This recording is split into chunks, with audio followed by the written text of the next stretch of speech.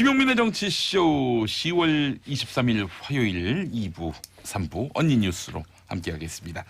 자, 언니 뉴스지만은 언니는 한 분뿐입니다. 그 때문에 이 언니를 중심으로 정점으로 이 코너가 마련됐다고 해도 과언이 아닙니다. 최민희 의원님 어서 오십시오. 안녕하세요. 예, 유일한 언니. 네, 저는 좀 좋은 일이 있습니다. 왜요? 제가 대선과 관련하여 네. 고소고발 당한 게 있었거든요. 그래요? 근데 각하되었다는. 각하됐어요? 와, 축하드립니다. 네, 우리 민영삼님이 예. 그 영부인 관련한 폄훼 글, 페북글 확인 과정에서 예. 저를 고소했었어요. 아니 뭐 명예훼손으로요. 그래요? 그러니까 명예훼손은 저는 여사님이 당했다고 생각했는데 음. 어쨌든 저를 했는데 음. 서울중앙지검에서 무혐의 처분이 났는데 그 몇 개 단어와 이렇게 내용을 살짝 바꿔서 다른 지방 검찰청에 또 고소할 수가 있더라고요. 예, 그래갖고 예. 의정부지검에 고소했었어요. 예. 근데 그게 각하됐다는 통보를 받았습니다. 예. 이제 하나 남았습니다. 예, 최민희 의원님에게만 반가운 소식이에요. 그렇죠. 고영주님이 저 또 고소한 거 하나 남았습니다. 전 MBC의 대주주인 방송문화진흥회. 예. 네. 예. 거기까지 각하되면 이제 각하가 되시는 건가요? 이런 아재 개그를. 완전 아재 개그인데 어쨌든 찜찜하죠. 예, 고소고발 상태는. 아이 그럼요. 피곤합니다. 네, 신경 많이 저에게만 쓰이고. 좋은 일입니다. 예, 그렇습니다. 예. 자, 우리 고재열 시사인 기자님 어서 오십시오. 네, 안녕하십니까. 일당 100원이 최민희 의원님에게 별책 부록으로 달려왔습니다. 별책 부록으로. 별책 부록으로. 알겠습니다. 와.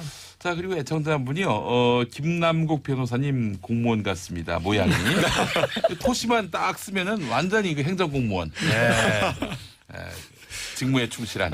그래도 다행입니다. 공무원이라고 해주시니까. 예. 얼마나 어려운데 요새. 그럼요. 공무원은 게다가 천사입니다. 천사. 빵 사온 공무원. 식사를 다들 안 하고 오셔가지고 예. 오늘 시장 통에 좀 들러가지고 빵을 좀 사가지고 왔습니다. 우리 김남국 변호사님이 너무 뭐랄까요. 80년대, 70년대 공복 같다는 느낌입니다. 그러니까 좀 그 이미지를 쇄신할 필요가 있어요. 시장통도 좋지만 좀 베이커리에 사오셔도 아니 근데 제가 공복을 좋아합니다. 그래요? 예, 365일 다이어트를 하고 있기 때문에.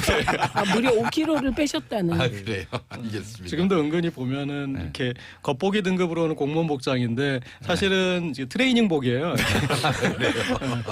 와이셔츠를 둘러싼 옷이. 예. 알겠습니다. 자, 오늘 세 분과 함께 언니 뉴스 진행하도록 하겠습니다. 자, 서울 강서구 PC방 살인 사건의 피의자 김성수 신상이 공개되고 치료 감호소에 유치됐는데 일단 경찰은 김성수의 정신 상태가 정상적이지 않다 이렇게 보고 있는데요. 그래서 지금 난리가 났어요. 어젯밤에 90만인데 혹시 100만 넘었는지 모르겠습니다. 네. 청와대 청원이요? 아마도 넘었을 것으로 보이는데요. 네. 그래서 실은 이 사람 또 감형해 주는 거 아니냐 심신미약으로 여기에 또 많은 국민들이 촉각을 곤두세우고 있습니다. 네, 지금 아마 경찰이 이렇게 수사를 하자마자 며칠 지나지 않아서 치료감호소로 보내는 경우가 흔치 않았던 것으로 보이는데요. 예. 어제 이제 그 영상을 보신 분들은 정말 조금은 이상하다라고 이렇게 생각하신 분들이 굉장히 많았을 거예요. 예. 일반적인 살인 사건의 피의자라고 하더라도 되게 그 송치되는 과정에서 기자들의 어떤 질문이나 이런 것들 받으면 고개를 푹 숙이면서 정말 죄송하다라는 그런 표정을 짓는데 예. 어제 이제 김성수 피의자 같은 경우에는 굉장히 뭔가 귀찮은 듯하라는 이런 표정을 지으면서 기자들에 대한 답변 처음 물어보는 답변에 대답도 안 하고 계속해서 물으니까 굉장히 좀 어눌하고 천천히 이렇게 약간 무표정한 어떤 태도로 답변을 해서 정말 좀 이상하다라고 생각하시는 분들도 있었을 것으로 근데 또 생각되는데요. 또 뒤에서는 스스로 정신이 문제가 있다라고 얘기를 한 거 봐서는 네. 감형받고자 하는 의지는 있어 보이는 거 아니에요? 그 거기에 대해서 또 기자가 물어보니까 우울증 진단서 제출하니까 내가 제출한 거 아니에요 또 이렇게 답변을 했더라고요. 그래요? 변호인이 제출한 걸로 보이는데 우울증과 관련된 여러 가지 뭐 문제가 있다라고 해서 반드시 이제 심신미약으로 감형되는 것은 아니고요. 이번에 이제 어제 이제 치료 감호소로 갔기 때문에 한 달 동안 이제 전담 주치가 지정이 돼가지고 여러 개인적인 면담 그리고 이 병동에서 생활하는 동안에 어떤 태도를 보이는지 그리고 심리 검사 이런 것들을 통해 가지고 이 의견서 작성하게 되고요. 네. 그 의견서에서 정신적으로 문제가 있다고 판단된다고 하더라도 또 한 번 재판부에서 정말 과연 범행을 저지를 때의 심신 미약 상태에서 범행을 저질렀는지 여부 이것을 함께 같이 판단할 이제 것으로 범행 보입니다. 당시에 네. 범행 당시의 상태가 어땠는지 네. 여기에 주목한다는 거죠. 앞서서 제가 100만이 넘었는지 안 넘었는지 궁금하다고 말씀드렸는데 97만 4천 명이 넘었네요. 곧 100만이 넘겠어요. 네, 근데 우울증은 되게 기운이 없고 의욕이 떨어지고 이런 네. 정신질환 증세잖아요. 네. 그러니까 기운이 없어지고 축. 네. 근데 우울증 상태에서 갑자기 막 그렇게 잔인한 행동을 할 수가 있는 네. 건가요? 제가 이제 심리학자는 아니라서 뭐 함부로 얘기할 대목은 아니지만 저는 이 김성수에 대해서 우리가 이제 포커싱이 이 사람 이제 심신미약 상태였느냐, 그럼 감형을 해줘야 되느냐 하고 너무 단선적으로 바라보는 것 같고요.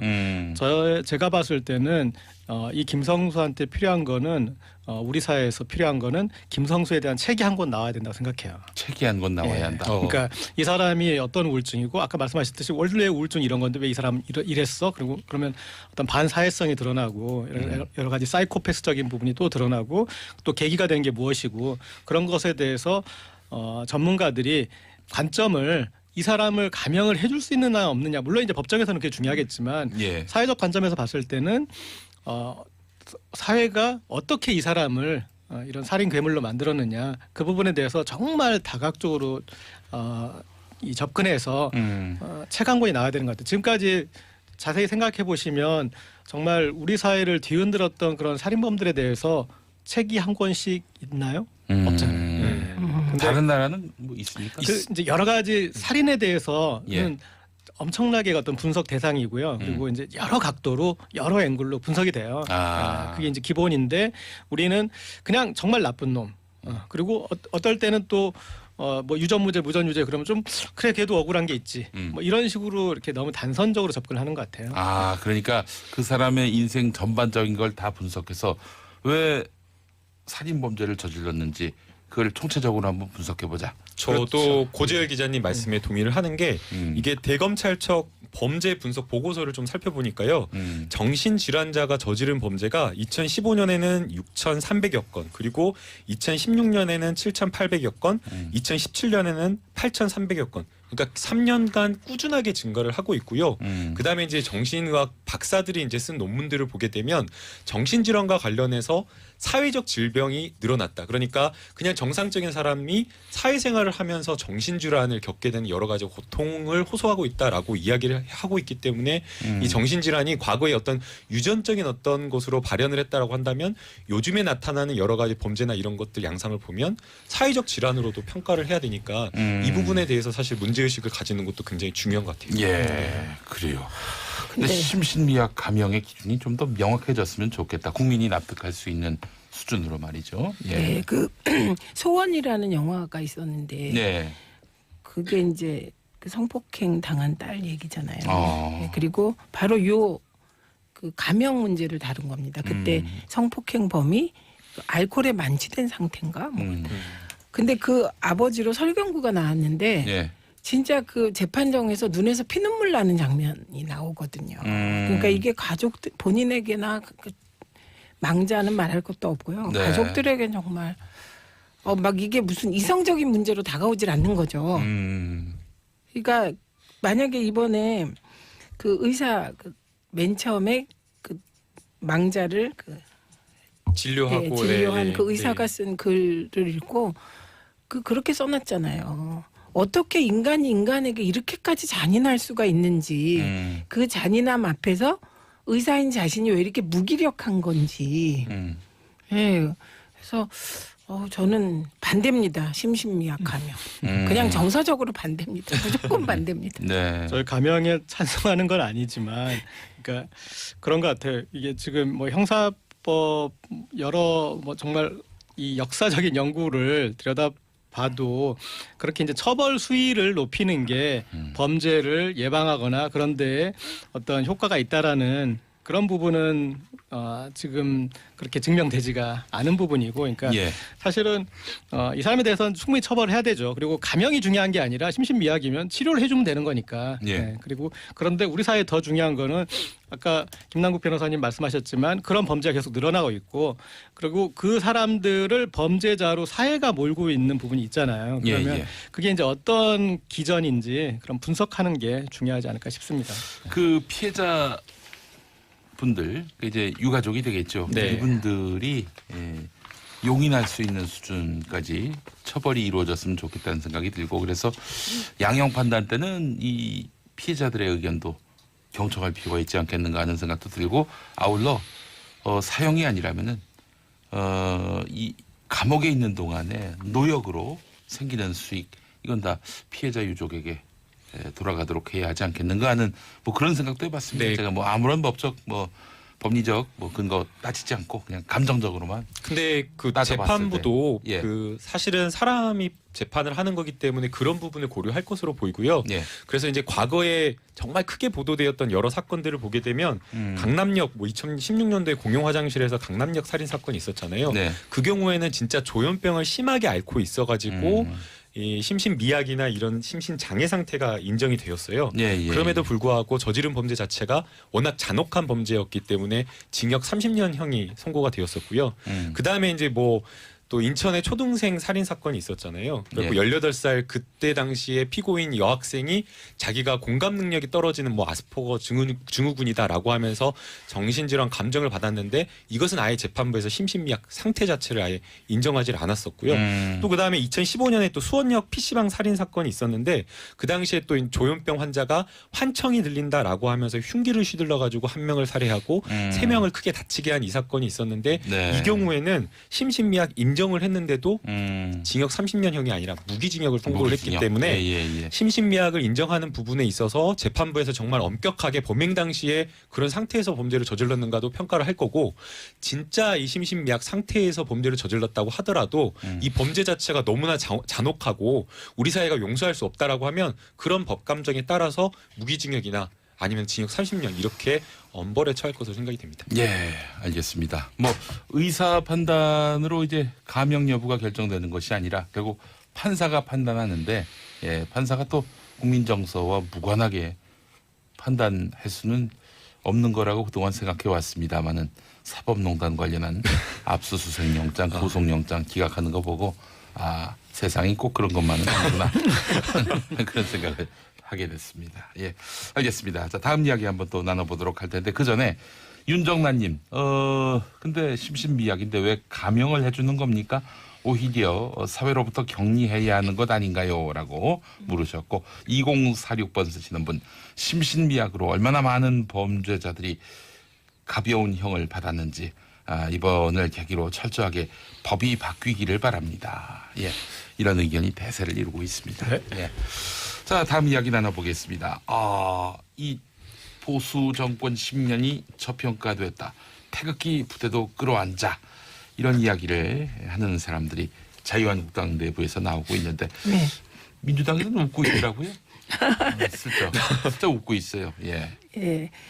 이 얘기를 한 분이 다릅니다. 보수 정권 10년이 저평가됐다는 황교안 전 대통령 권한 대행과 네. 오세훈 전 서울시장이 그런 요지의 말을 한 거고요.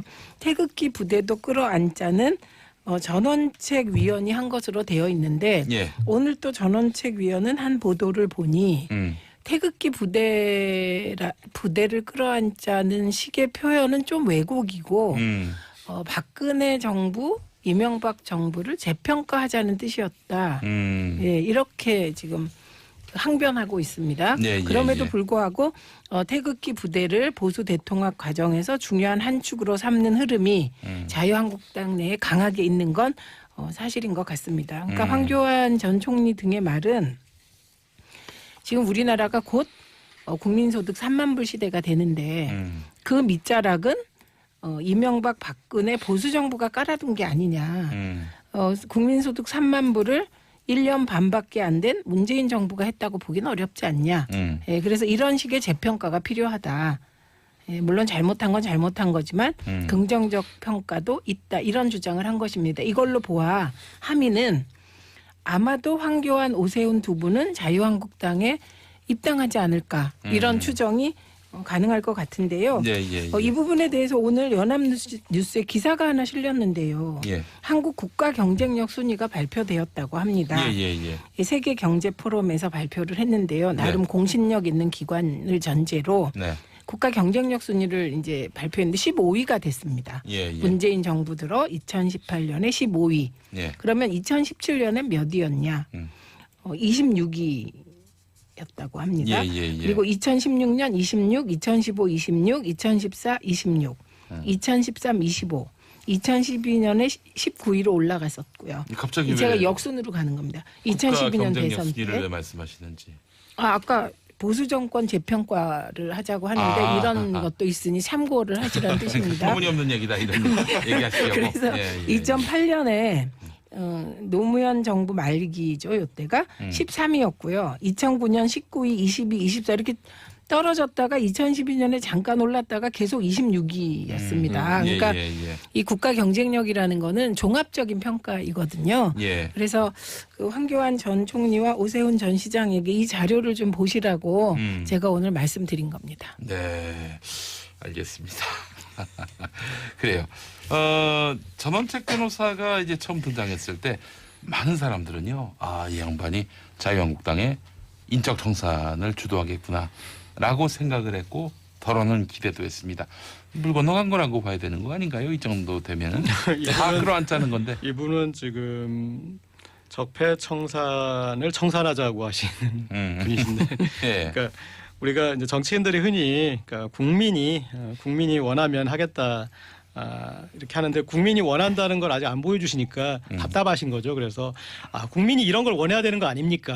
라고 이제 본인이 스스로 호명하면서 나오신 건데 이게 이제 우리가 지금 이명박근혜 정부에 대해서 잘못한 부분에 대해서 짚고 넘어가는 국면이지 않습니까? 그리고 그 재판이 아직 진행 중이고 그래서 지금 우리 사회는 그 두 정부가 얼마나 잘못을 했는지 이 부분을 밝히고 있는데 그 부분에 대해서 작업이 끝나기도 전에 치고 들어가가지고 아니 그런데 우리 잘한 것도 있지 않습니까? 근데 이 대목이 제가 봤을 때 너무 성급하셨던 것 같아요. 그러니까 일단은 얼마나 잘못했는지 한번 알아본 다음에 예. 그 다음에 보니까 문재인 정부라고 잘하고 있는 것도 아닌 것 같다. 라는 이제 그런 여론이 또 혹여나 일어난다면 최소한 그 두 가지 정도는 지렛대를 삼아서 지금 이제 이 잘못한 부분은 충분히 지적을 받았고 그러나 잘한 부분도 좀 있습니다. 얘기하고 또 문재인 정부도 이렇게 보십시오. 이렇게 못하지 않습니까? 그런데 이전 정부에 잘한 게 있습니다. 라고 해서 지렛대를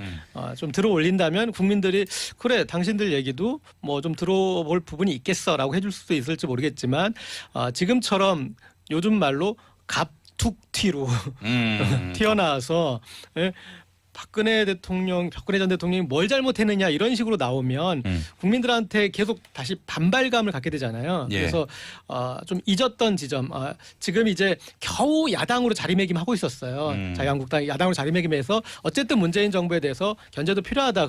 그런 이제 야당이 되고 있었는데 다시 이 사람들은 전 정부였어.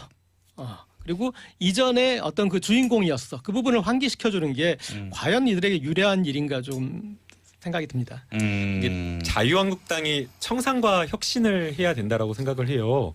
이 청산을 해야 된다라고 하면 과거 지난 보수 정권의 10년 그리고 박근혜 정부에서 잘못했던 박근혜 전 대통령에 대한 이런 여러 가지 반성을 해야 되는데 지금까지 한 번도 진정 어린 반성을 한 적이 없었고요. 그다음에 이제 혁신을 하겠다라고 한다면 뭔가 이제 인적 혁신, 새로운 어떤 사람들을 받아들이고 그다음에 잘못되었던 사람들을 이렇게 내보내는 어떤 그런 작업을 해야 되는데 그 작업이 이루어지고 있지 않다라는 거예요. 지금 조광특위 위원만 이렇게 모신 것만 보더라도 전원책 변호사님이 뭐 조광특위 위원 외부 위원을 2분 모셨는데 이진공 교수님은 사실 방송에 나오던 여러 패널로 이렇게 잘 나오시던 분이고 예. 그다음에 또 한 분 이제 여자 변호사님 한 분을 모셨는데 저는 모르시는 분 줄 알았는데 딱 검색을 해보니까 제 휴대폰에도 번호가 있더라고요. 그래가지고 어떤 분이지 하고 봤더니 이분도 역시 방송 패널로 나오셨던 분이에요. 그러니까 새로운 분을 모시지를 못하고 네. 결국에는 전원책 변호사님 그냥 본인이 그냥 같이 방송하시던 분을 이렇게 모셨으니까 시사평론계에서 네. 수여를 했군요. 네, 그러니 이게 과연 조강특위 위원이라고 하면 정말 신선하고 새롭고 보수의 어떤 가치나 이런 것들을 재평가할 수 있는 그런 사람들을 데리고 와야 되는데 조강특위 위원 자체가 전혀 신선하고 새롭지 않는 국민들이 좀 공감하기 어려운 그냥 이런 분들을 데려오다 보니까 일단은 출발 자체가 좀 잘못됐다고 보이고요. 힘이 없어요. 일단은 이제 보수 통합을 해서 그다음에 이제 하나로 만든 다음 그다음에 또 외연을 확대해 나가자 이런 수순이 있는 것 같습니다. 그런데 글쎄요, 이 보수 통합이 가능할지도 이건 뭐 판단 못할 것 같고요. 보수 통합은 되겠죠. 범위가 어디냐의 문제일 것 끝내는 같은데. 된다. 끝내는 된다. 제한적으로 내년 초에 있을 전당대회 때 부분 보수 통합은 이루어내겠죠. 예, 그 부분 보수 통합의 중심이 뭐냐가 중요한 건데 지금 중심은 황교안 전 총리가 유력하게 계속 거론되고 입당을 나름 긍정적으로 보는 것 같으니 예. 거기에 태극기 부대로 외연을 확장하고 그래서 도로새누리당 그것도 부분적 도로새누리당 이 일단은 될 것 같습니다. 예, 그리고 이렇게 되는 과정은 이제 조급함이 조금씩 모이다 보니 되게 성급함이 돼버렸는데 네. 이게 전원책 위원도 내가 나서면 뭐가 될 것 같은데 지금 분위기가 그렇게 안 뜨거운 거죠. 그러다 보니 말을 많이 하게 되고 그래서 왜 우리 시조 중에 말로써 말 많으니 뭐 그런 시가 있습니다. 탈난다는 시인데 그것처럼 경제민주화를 부정하면서 유승민 대표를 들어오라고 하는 이런 모순된 행동들이 계속 나오고 있는 것이죠. 예. 그러니까 아주 일부 새누리당, 일부 도로 새누리당의 부분 통합으로 내년 전당대회를 치르게 될 우려가 커졌다. 이렇게 봅니다. 들쑤시다가 말 가능성이 높다. 이렇게 또 보시는 것 같은데 이따 4부 보수의 품격 시간에 또 이 부분에 대한 전망을 들어보도록 하겠습니다. 자, 김용민의 정치쇼 2부까지 함께하셨고요. 3부에서 언니뉴스 계속되겠습니다. 계속 청취해 주실 거죠? 이따 뵙겠습니다. 김용민의 정치쇼 3부는 2부에 이어서 언니뉴스로 함께합니다. 최민희 전 의원, 고재열 시사인 기자, 김남국 변호사와 함께하고 있습니다. 7953번 쓰시는 분 경기도 시흥인데요. 갑자기 하늘이 온통 어둡고 폭우가 내리기 시작했습니다. 모두들 피해 없이 안전한 하루 보내시기 바랍니다. 라고 하셨습니다. 저희 서울 목동 SBS 방송센터 창으로 보이는 서울 하늘도 이거는 완전히 청취율 조사 결과 발표 이후 모 방송 가짜 뉴스 공장의 진행자 얼굴 표정을 보는 것 같습니다. 갖다 붙이기는 정말. 그렇습니다. 화창한 날이 오겠죠? 그건 바로 청취율 조사 결과 발표 이후 김용민의 정치쇼 진행자 표정이 될 것입니다. 예, 확신합니다. 예. 서울도 온통 어두워졌는데 안전 운전하시고 또 각별히 또 뭐 대비할 것이 없는지 돌아보시면 좋겠습니다. 라이트 꼭 키셔야 되고요. 예. 자, 우리 이제 어떤 이야기 나눠볼까 생각해 보니까 공공기관 고용세습 의혹 이거 한번 다뤄봤으면 좋겠습니다. 뭐 보수 신문들은 공공기관 고용세습을 의혹 정도로 보는 게 아니라 거의 뭐 확신하고 있는 것 같습니다. 느낌이. 네. 아까 앞 코너에 다뤘던 이제 보수 정권 10년 저평가 뭐 이제 그 얘기 나오는 거에 한 마디만 보태면 지금 보수 대통합을 하자고 하지 않습니까? 네. 그런데 지금 전원책 변호사나 이제 그쪽 자유한국당에서 박근혜 전 대통령의 탄핵에 대해서 끝장 토론을 해보자 예. 이제 이런 얘기가 나오고 있는데 그 얘기인즉슨 정말 잘못했는지 따져보자는 얘기잖아요. 그런데 지금 바른미래당에 나가 있는 사람들이나 이 사람들은 탄핵에 찬성하고 박근혜 전 대통령이 잘못했다고 나간 사람들이잖아요.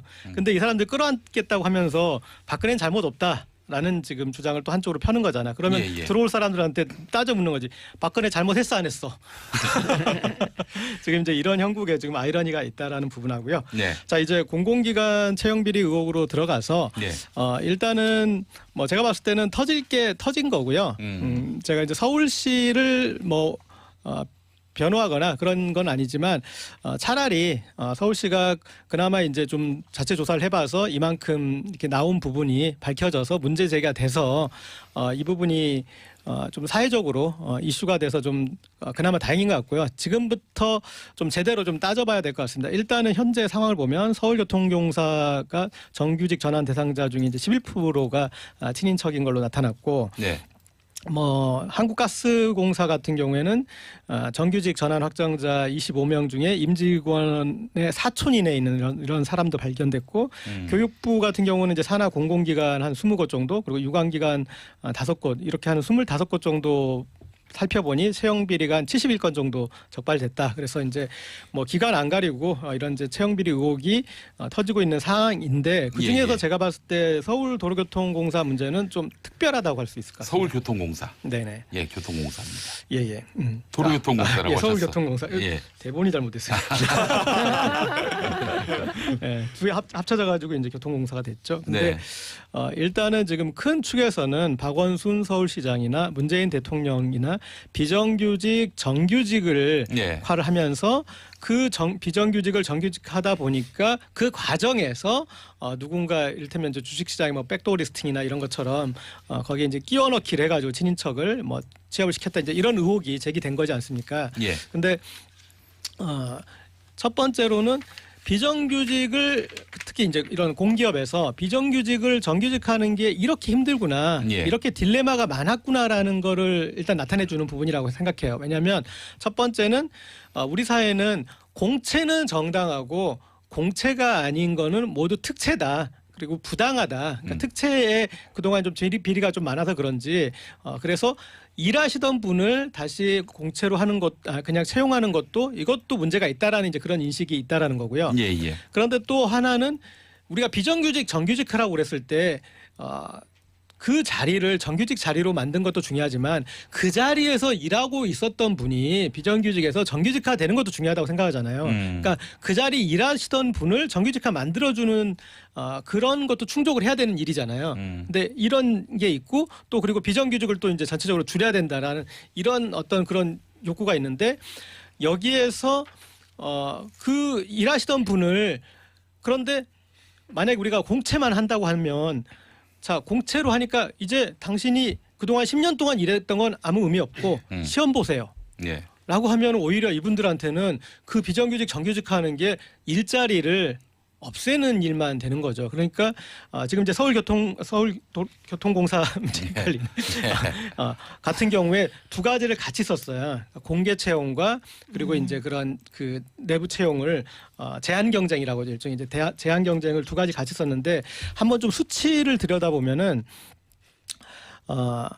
이 1,285명을 대상으로 이루어진 비정규직 정규직화에서 직원 친인척이 총 108명이 나왔는데요. 그 중에서 일단 34명을 뺄 수가 있습니다. 왜냐하면 이거는 이제 구의역 사고 이제 2016년 5월에 있었던 이 사고 이전 전환자니까 그러니까 누적 인원이니까 빼면 74명인데 예. 이 74명이 이제 명분은 안전 강화. 그래서 안전에 관한 직종은 이 정규직하자 그런 그 맥락에서 되신 분들인데 이 중에 74명 중에 이제 아까 얘기했던 공개 채용, 공채는 우리가 정당하다고 봤으니까 빼는 거잖아요. 그러니까 38명을 제외하면은 36명이 남아요. 예. 그리고 그 중에 이제 도로교통공사가 메트로하고 도시철도공사가 합쳐진 거니까 나는 서울교통공사. 네. 아, 네, 이러셔야 될 것 같아요. 뭐 그걸로 미시는 이유가 있어요.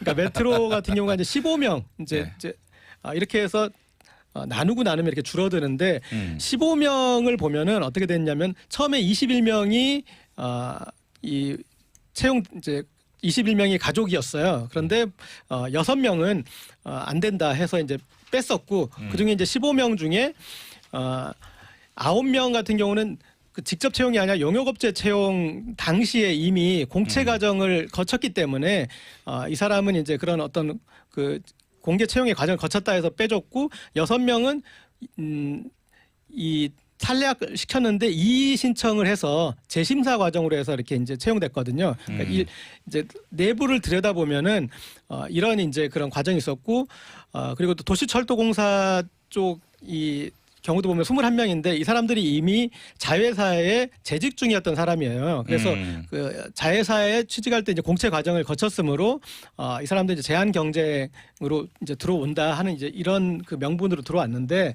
어쨌든 결과적으로 봤을 때 그 친인척 비율이 12%라는 거는 그러나 상식적으로 봤을 때 누가 봐도 높은 수치고 비록 그것이 이제 이 공채를 노리고 거기에 그런 그 용역 회사에 예. 그렇게 이제 넣어가지고 합격시키는 방식이 아니었다 하더라도 이미 그 이전에 그런 용역 회사를 이런 그 이 이제 서울교통공사의 직원들이 거기에 친인척을 이미 넣어놨기 때문에 이런 결과 초래됐구나라고 예. 볼 수 있잖아요. 그래서 예. 이제 그런 구조적인 문제는 있는 거죠. 그렇군요. 그 고용세습과 관련해서 보수 언론들이 그동안 뭐 줄기차게 문제 제기를 해왔던 거 아니겠습니까? 근데 저 참 이해가 안 되는 게요. 뭐 그런 지적은 할 수 있다고 보는데 경영 쪽에서는 아니 용이라고. 경영은 뭐 능력 이런 거 따지지 않고 자기 아들한테 이렇게 물려주는 그런 신문사들이잖아요. 네. 자기들은 그렇게 하면 되고. 그러나 우리가 이제 똑같은 사람이 되면 안 되니까 아니 뭐 이제 달라야 되니까 그 회사 언론사의 지분을 소유해서 그 소유를 그 후대에게 물려주는 건 뭐 그렇다 치더라도 경영 부분은 또 다른 거 아니겠습니까? 소유와 경영은 분리를 하는 것이 사실은 그 글로벌 스탠다드인데 말이죠. 자기들은 경영까지 다 대물림하면서 고용세습은 안 된다. 고용세습 안 된다는 데는 동의하는데 경영세습은 경영은 된다는 되게 쉬운 일인가 보죠. 단순한 일인가 보죠. 경영이 어떻게 쉬운 일이에요? 근데 예. 그 고용세습권에 대한 문제 제기는 공기업 차원을 넘어서 이미 되어 왔죠. 예. 그러니까 예를 들면 대기업의 노조가 예. 고용세습을 요구했다 이렇게 해서 그 노동 측에 대한 보수 언론의 비판은 계속되어 왔죠. 때로 과다하게. 예, 그리고 지금 말씀하신 대로 경영층 문제는 또 시민사회나 이런 그 양심적 법 쪽에서 계속 문제 제기를 하고 있는데요. 예, 예.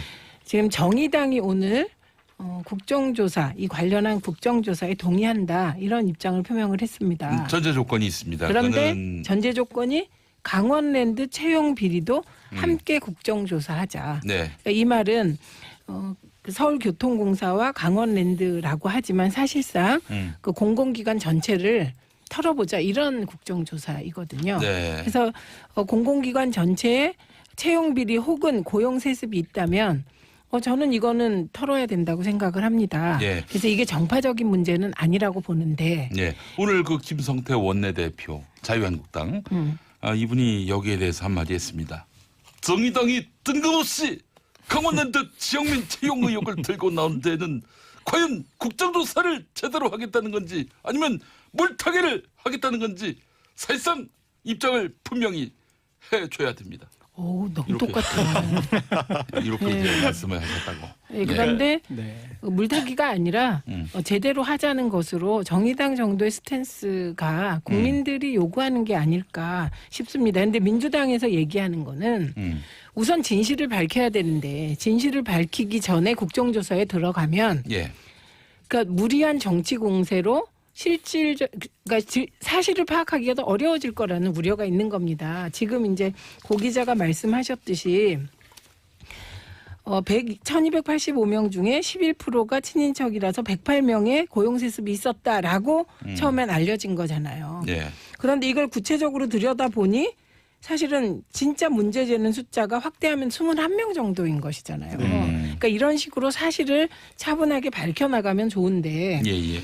11.2%다, 108명이다, 1285명 중에 고용세습이 이렇게 많다면서 심지어 어떤 왜곡을 했냐면요. 네. 응답률이 11.1%라는 것을 전제로 11.2%가 응답했을 때 108명이면 사실상 나머지 98.8% 그 대비하면 다 응답했을 때로 치면 실제로 고용세습 된 사람들은 800명이 훨씬 넘는다. 이런 왜곡된 가짜뉴스가 나오는 판이라는 거죠. 예. 그러니까 일단은 그 사실을 확인하는 과정에서 감사원의 철저한 감사를 먼저 받아보자. 그리고 국정조사를 하더라도 하자. 이런 주장이 나온 것입니다. 근데 이게 말이죠. 공공기관의 친인척 채용 비리에 대해서 전수조사를 하자. 뭐 이런 이야기도 나오고 있지 않습니까? 네. 정부가 또 그럴 의지가 있어 보이기도 네. 하고 말이죠. 예. 근데 공공기관이 300개가 넘는데 이게 가능하겠습니까? 근데 저는 그렇게 생각합니다. 그러니까 이번 게 정말 중요한 예방 주사인데요. 왜냐하면 안전 업무에 해당하는 사람들만 비정규직 정규직화하는 과정에서 나온 거거든요. 예. 근데 안전 업무라는 거는 자격증이 필요해요. 그래서 이번에도 보면은 이 제한 경쟁을 해서 들어온 사람들 중에서도 철도 장비 직종 같은 경우에는 철도 차량 운전 면허나 각종 필요한 국가기술 자격증을 구비한 사람들만 된 거예요. 예. 그리고 또 이 자격이나 면허가 필요하지 않은 직종도 있는데 보니까 뭐 PSD 유지보수, 전동차 경정비, 영무지원 이런 쪽은 이제 그런 필요는 없지만 자격증을 가지고 있으면 가점 요건이 돼서 대부분 이제 자격증이 있는 사람이 된 거예요. 그런데 이 자격증이 있는 사람은 이렇게 해도 결과적으로 어쨌든 친인척이 이 정도 나온다는 거잖아요. 그러면 이제 앞으로 직종은 그런 자격 요건이 더 낮춰지는데 그럼 훨씬 더 많아질 수 있었거든요. 그런데 이제는 훨씬 이제 까다로워진 거니까 제가 이제 봤을 때는 이제 그런 면에서는 예방주사를 맞은 것 같고, 자 이게 비정규직 정규직화가 예전에 인천공항공사 정규직할 때도 어떤 부분하고 제일 부딪혔냐면 청년 취업 문제하고 부딪혀요. 그러니까 청년들은 절대 공채를 거치지 않은 건 무조건 공정하지 않다라고 생각을 해요. 네.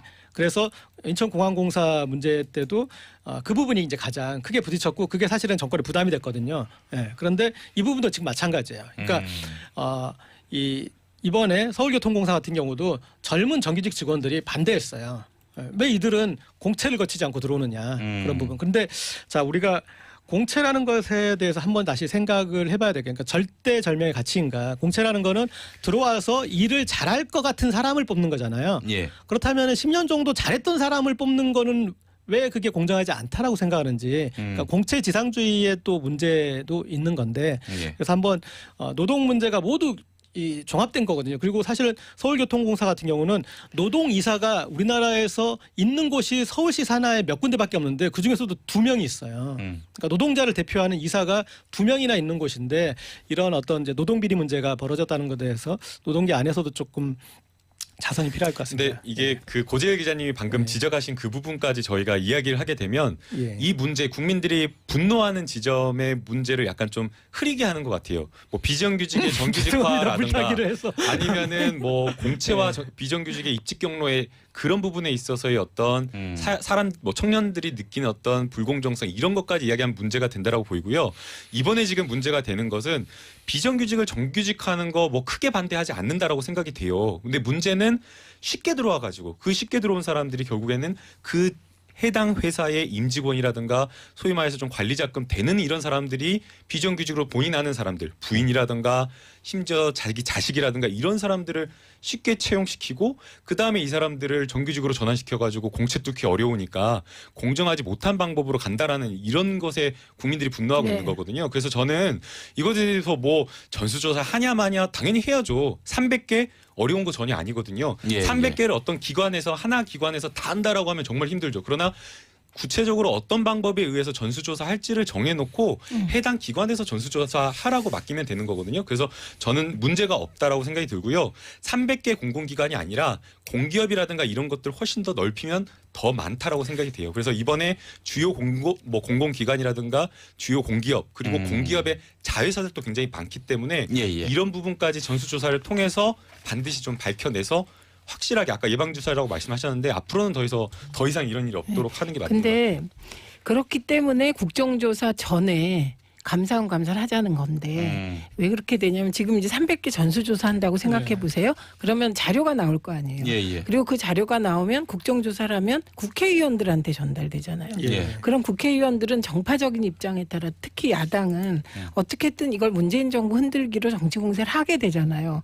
그런 과정에서 팩트가 이게 변질될 수가 있다는 거예요. 그래서 우선 감사원 감사와 뭐 이런 걸 통해서 사실을 어느 정도 확정하고 예. 그리고 국정조사로 들어가자는 얘기가 나오는 조사가 겁니다. 어려운 조사가 전혀 아니에요. 네. 그러니까 뭐냐면 서울시도 이 조사를 그냥 간단하게 부서별로 보고받은 거예요. 예. 근데 그 보고받을 때 이 친인척 채용비를 잡겠다라고 아주 작정을 하고 이렇게 보고받은 게 아니라 예.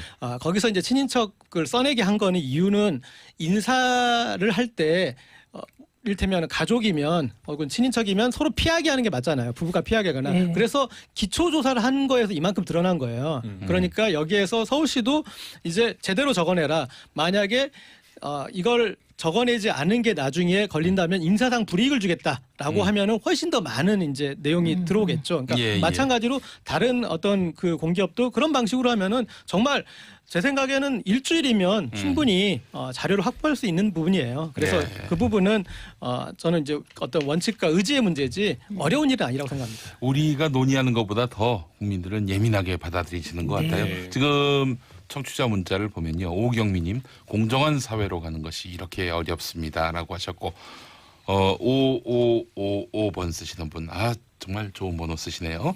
공공기관은 무조건 공채가 원칙입니다. 그렇지 않으면 비리의 온상이 됩니다. 이렇게 또 보고 계시네요. 예. 네, 이게 그 비정규직의 공공기관의 비정규직의 정규직 전환이 그냥 이루어진 게 아니라 정부 정책 가이드라인에 따라서 이루어졌거든요. 이제 지난해 7월에 정부가 발표한 공공부문 비정규직 근로자 정규직 전환 가이드라인에 따른 거예요. 그래서 이제 마음대로 그냥 선발은 한 것은 아니었고 이 정규직 전환 심사위원회를 대부분 아마 공기업에서 둬가지고 해당 위원회에서 이 사람들을 비정규직을 정규직으로 전환시켜줄지 여부를 심사를 했기 때문에 핵심은 이 공공기관 이 정규직 전환 심의 위원회에서 어떤 근거에 의해서 어떻게 판단을 했는지 이것을 반드시 좀 들여다봐야 된다고 생각이 돼요. 예. 지금 의원님께서 말씀하신 대로 최민희 의원께서 말씀하신 대로 왜 먼저 조사가 이루어져야 되냐면 심재철 의원님 사건 생각하면 돼요. 심재철 의원님 그 데이터 그냥 마음대로 다운받아가지고 뭐 그냥 목욕탕 간 거 뭐 한 거 안 맞아 산 거 아무 의혹도 없는데 그냥 이게 문제가 있는 것처럼 막 오히려 논란만 이렇게 자초하는 그런 상황이 있기 때문에 구체적으로 감사원 조사를 통해서 전수조사를 거쳐서 팩트로 문제다라고 확정된 사안에 대해서 이것을 그러면 어떻게 국회 차원에서 앞으로 이것을 막을지 예방할지 그것을 논의하는 그런 생산적인 국정조사가 됐으면 좋겠어요. 예, 알겠습니다. 그래요. 참 국민들의 그 기준은 점점 높아만 가고 우리의 관행은 점점 너무 굳어져가는 느낌이 드는데. 제주 좋으셨던 분들이 많으신 거죠. 네. 오히려 이번에 비정규직의 정규직화 이전에 네.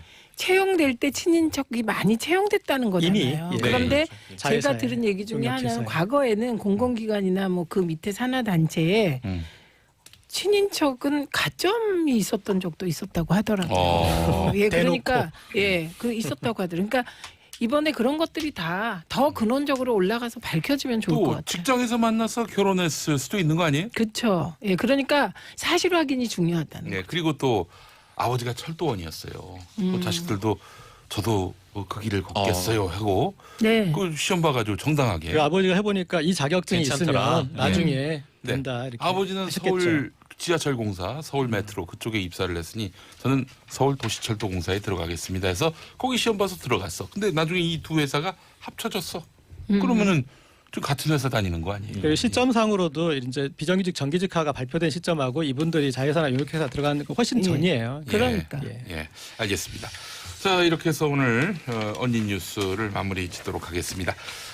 함께해 주신 최민희 전 의원, 고재열 시사인 기자, 김남국 변호사 세 분 수고하셨습니다. 고맙습니다. 감사합니다. 예. 자, SES의 너를 사랑해 들으면서 2부 마무리하고요.